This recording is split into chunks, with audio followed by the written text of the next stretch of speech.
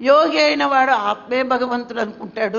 నాలో ఉన్నాడు, నేను ఆయనలో ఉన్నాను అనుకుంటాడు యోగి. నాలో ఉంది ఆత్మ, ఈ సృష్టి అంతా ఆయనే కాబట్టి ఆయనలోనే నేను ఉన్నాను.